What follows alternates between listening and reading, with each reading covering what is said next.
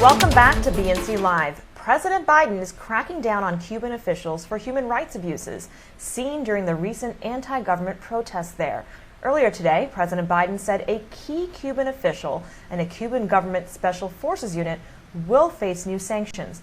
They target Alvaro Lopez Miera, who leads Cuba's Ministry of the Revolutionary Armed Forces, and a government unit known for being deployed to suppress demonstrators.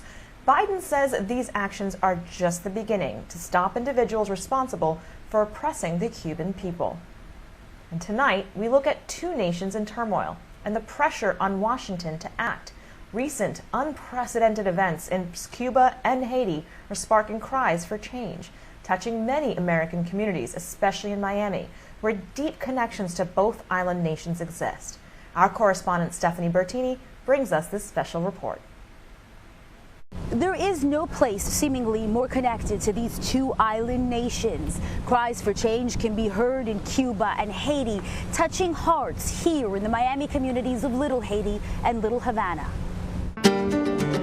Divided by the glitz and glam of Miami's downtown core, two rich and vibrant communities just 7 miles apart, Miami's Little Havana and Little Haiti, each long established to connect diaspora communities to the motherland. Now each the main connection to two Caribbean nations in turmoil. In Little Havana, Cuban music and cafecito taking a back seat to recent demonstrations in the streets. The popular Versailles Cafe turned into a place for Cuban exiles and Cuban Americans to show solidarity with protesters in Cuba. We've been waiting for this moment for a long time. Pride is an overwhelming emotion for Johandra Betancourt and so many others in Little Havana who identify as Cuban but call the United States home. Ya son muchos años, ya son 62 años y la gente está cansada. It's too many years. It's been 62 years. The people are tired, said this man who was just 13 years old when he left Cuba. Never in his life did he expect to see his people standing up against communism. Cuban history and politics, the main topic of conversation here at Domino Park in Little Havana. Like pieces on a chessboard, people here believe every move now could make or break the movements in Cuba. Without weapons, you can't take down any army, says this man who believes the United States should send weapons to Cuba. Although his comments may sound extreme to some, the truth is many Cuban Americans are looking at Washington for some kind of help.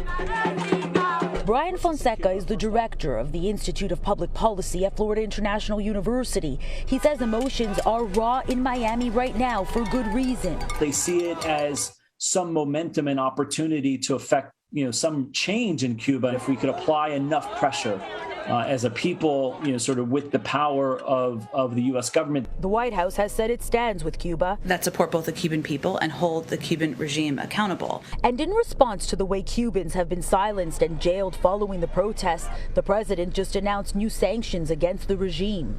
The Biden administration simultaneously addressing Haiti just a few days before the protests erupted in Cuba, an unprecedented disturbance of a different kind. The president, Jovenel Moïse, assassinated inside his home. First Lady Martine Moïse shot during the attack. In Little Haiti, a woman named Marlene Bastien heads up the Family Action Network movement, an organization that is dedicated to Haitian nationals, immigration issues, and lifestyle improvements. Unfortunately, for years now, Haiti has been under constant crisis. She says the fear now is that more than ever, instability will grow. She worries so many people will suffer in an already dangerous and poor country where clearly not even a sitting president is safe. It's the uncertainty that's really eating away at us right now. My youngest daughter is in Haiti right now. She's 9 years old. She's at school here in Miami-Dade County, but she was there for the summer. Now with the situation in Haiti, flights are blocked, the border's closed, and we're really worried about how she'll be able to come back. Paul Christian Murphy works with Bastien. Sitting in Miami, he feels helpless knowing his daughter could be caught in the crossfire of chaos, and there's nothing he can do. But there is something Haitian Americans believe the United States can do. They want intervention. We sent an interagency delegation to Port-au-Prince to assess the situation, which, together with our constant contact with Haitian officials and other stakeholders, will help determine how the United States can best support Haiti. The Biden administration has already assessed and made clear what will not be tolerated domestically in the wake of these two international problems. Allow me to be clear. If you take to the sea you will not come to the United States. Homeland Security Secretary Alejandro Mayorkas addressed the possibility of a surge in illegal migration by sea last week. The Coast Guard, along with our state, local, and federal partners, are monitoring any activity that may indicate increases. The waters of Miami have long been a symbol of freedom for Cuban and Haitian nationals. Historically, it is well known some have succeeded, others have died while making the illegal journey to the United States. It is also well known that desperation fuels such journeys. These are two countries in which are separated by a sea. So the phenomenon of boat people gets associated with Haiti and Cuba. Muzaffar Chisti is an expert in migration policy and patterns. He has spent a lot of time focusing on Cuba and Haiti, comparing and contrasting. Historically, there could be no greater contrast in U.S. immigration policy. That used to be completely correct. We welcome all Cubans and we reject all Haitians. We now have reasonably similar policies with respect to Cubans and Haitians. Chisti says the history of immigration law will teach you all about the differences. Since the revolution in Cuba until recently, Cubans leaving communism enjoyed an open-door policy. Most others, including those from Haiti, did not.